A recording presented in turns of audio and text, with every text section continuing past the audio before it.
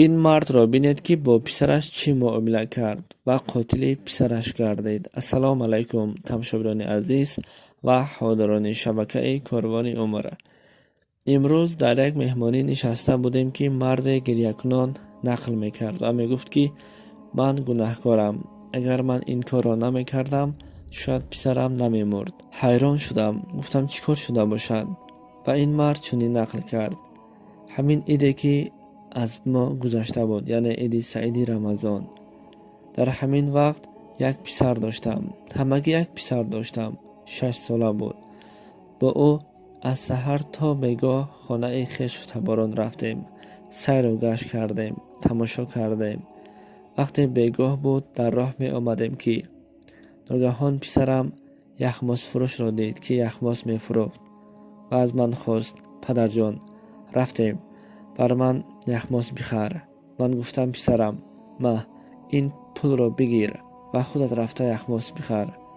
پسرم از دستم داشت، رفتیم شما خرید، یک جویه میخوریم.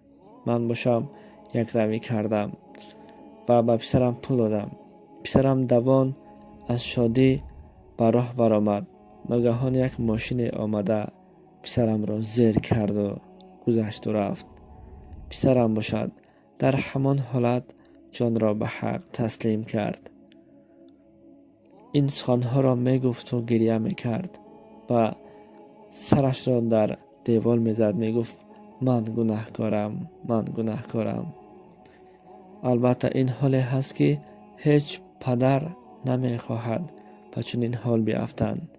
برای پدران به نهایت سخت است که تابوت فرزند خویش را به دست بگیرند.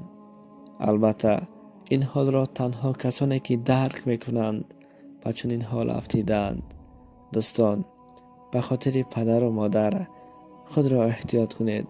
پدر و مادر را احتیاط کنید، زیرا آنها غنیمت هستند. آنها بر سر ما یک سایه هست که امروز هست فردا نیست. پس در بودن آنها به قدرش برسیم.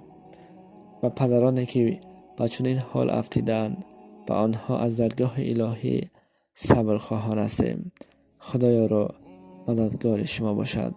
با شما هستم مثل همیشه دوست و برادر شما یاسین جانی محمد.